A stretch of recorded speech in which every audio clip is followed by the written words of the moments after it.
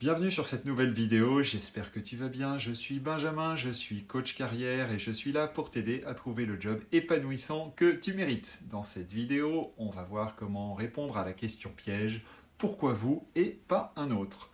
C'est important parce que c'est une question très fréquente qui arrive souvent en fin d'entretien. C'est une question piège et elle peut te laisser penser que tu as raté l'entretien. Et moi, je vais te donner tous les éléments pour répondre correctement à cette question. Je vais également te montrer comment faire une bonne impression au recruteur. Et avec tout ça, tu ne seras pas surpris, tu mettras toutes les chances de ton côté pour décrocher ton job idéal. L'exercice n'est pas si facile que ça, il s'agit de bien se mettre en avant sans se vanter et reste bien jusqu'à la fin parce que je te révélerai une astuce secrète que peu de candidats connaissent. Mais juste avant de te parler de tout ça, je t'invite à t'abonner à la chaîne si ce n'est pas déjà fait. Je fais 2 vidéos par semaine sur la recherche d'emploi. Tu trouveras plein de conseils, d'astuces pour trouver un emploi épanouissant rapidement. Dernière chose, pour les plus sérieux, les plus motivés, j'ai une formation gratuite. Tu peux t'inscrire dans le lien en dessous de cette vidéo. Alors on plonge tout de suite dans cette question, pourquoi est-ce que le recruteur te pose cette question? En fait, en entretien, le recruteur cherche à en savoir le plus possible sur toi dans un laps de temps très court. Il veut tout passer au peigne très très fin, ton savoir-faire et ton savoir-être. La question pourquoi vous et pas un autre sert en fait plusieurs objectifs. Il va chercher à déceler si tu as confiance en toi, c'est-à-dire est-ce que tu sais te vendre. Il va aussi chercher à voir si tu te surestimes et il va aussi chercher à évaluer ton degré de motivation à rejoindre l'entreprise. Et puis enfin, il va voir si tu as bien compris les enjeux du poste. Voyons tout de suite ce qu'il ne faut surtout pas faire en répondant à cette question. L'erreur la plus courante, c'est de fournir une réponse standard, c'est de fournir la même réponse à toutes les entreprises. Ici, l'idée, c'est vraiment de faire du sur-mesure.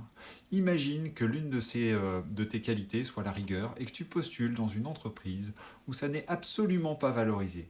Si tu mets cet élément en valeur, ton recruteur se dira que tu n'as rien compris à son entreprise, au poste et à ce qu'il recherche. En fait, tu dois toujours te demander si l'information que tu apportes est pertinente pour le recruteur. Est-ce que tu réponds en fait à son besoin? La deuxième erreur, c'est de se vanter, c'est d'en faire trop. Et en fait, une réponse du type « parce que je suis le meilleur candidat », en fait, c'est éliminatoire. En répondant de cette façon, tu fais preuve d'un ego surdimensionné et ton recruteur peut même se dire que tu es arrogant. Et il risque de se dire que tu auras du mal à t'intégrer dans une équipe ou à travailler avec ton manager. L'idée, c'est de suggérer en finesse. C'est presque comme de la séduction. La troisième erreur la plus courante, c'est de ne pas répondre. Là, ton recruteur va se demander si tu es trop timide pour parler de toi ou bien si tu n'es pas conscient de tes propres forces. Et là aussi, c'est éliminatoire. La quatrième erreur, c'est de faire de l'humour. L'humour, c'est génial, à une seule condition, c'est que tu saches quel est le sens de l'humour de ton recruteur. Tu le sais bien, tout le monde n'a pas le même sens de l'humour.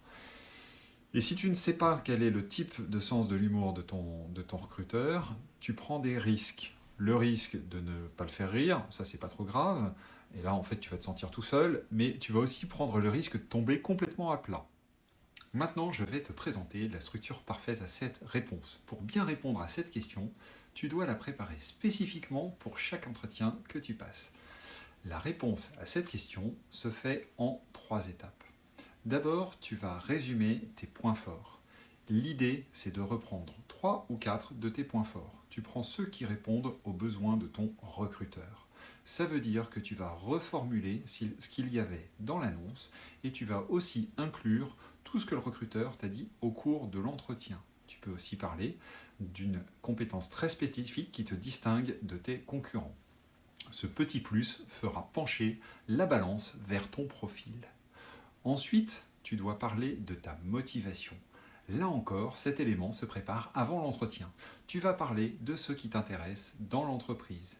Est-ce que c'est les produits, la culture, le fonctionnement? Tu vas parler de ce qui t'intéresse également dans le poste. Le contexte, les équipes, les missions. Tu peux aussi parler des défis que ça représente pour toi. Tu peux aussi parler de ce que tu vas apprendre dans le poste et de ce que tu vas apporter à l'entreprise. Tu dois vraiment montrer ta motivation en entretien, ça va faire une différence énorme par rapport aux autres candidats. La troisième étape, c'est de montrer que tu es en adéquation avec les valeurs de l'entreprise. Et là, tu vas montrer à ton recruteur que tu partages les mêmes valeurs que lui. Bien sûr, il ne s'agit pas de mentir. Tu vas sélectionner sur le site internet de la société les 2 ou 3 valeurs dont tu es le plus proche. La quatrième étape, c'est de montrer que tu es là pour du long terme. Un recrutement, ça coûte cher et c'est vraiment très risqué pour l'entreprise. Former un nouveau collaborateur, ça prend énormément de temps. En moyenne, ça prend entre 6 et 12 mois. Donc là, ton recruteur va chercher à limiter le risque et le coût pour l'entreprise. Donc il va chercher en fait une personne qui va rester au moins pour 2 à 3 ans. C'est vraiment le minimum. Donc là, tu vas essayer de le rassurer en lui disant que tu t'inscris dans du long terme. Voilà, alors assez de théorie, maintenant je te donne un exemple de réponse. Donc imagine que tu postules pour un poste de comptable. Si j'ai bien compris ce que vous m'avez expliqué et ce qu'il y avait dans l'annonce, vous cherchez une personne pour redresser la comptabilité de votre entreprise. C'est exactement ce que j'ai fait avec succès dans mon expérience précédente. J'ai obtenu ce résultat en 18 mois. Je connais les points sur lesquels il faut être attentif pour que la comptabilité soit bien tenue. Je connais très bien le logiciel que vous utilisez aujourd'hui. Je l'utilise depuis 5 ans. Et je pense pouvoir être opérationnel rapidement dans votre entreprise. Par ailleurs, je serais très fier de travailler dans une entreprise comme la vôtre. J'apprécie tout particulièrement ses produits et j'aime beaucoup la rigueur qu'elle dégage. Enfin, je partage les valeurs de professionnalisme, de rigueur et d'authenticité de votre entreprise. Pour les plus courageux qui sont restés jusque-là, j'ai une astuce secrète. Tu verras, tu n'as pas perdu ton temps. En fait, elle est toute simple, c'est de ne jamais te comparer aux autres. Pour une raison toute simple, tu ne les connais pas et si tu parles d'eux, en fait, ton recruteur peut avoir l'impression que tu te vantes ou que tu les dénigres. Voilà, maintenant tu sais exactement quoi faire pour répondre à la question piège « Pourquoi vous et pas un autre ?» J'espère que cette vidéo t'a plu. Si c'est le cas, mets un petit pouce sous cette vidéo. Si tu utilises d'autres astuces, mets-les en commentaire. Si tu penses que cette vidéo peut être utile à une personne de ton entourage, partage-la. Et je te le redis, j'ai une formation gratuite pour t'aider dans ta recherche d'emploi. Clique sur le lien en description. À très vite!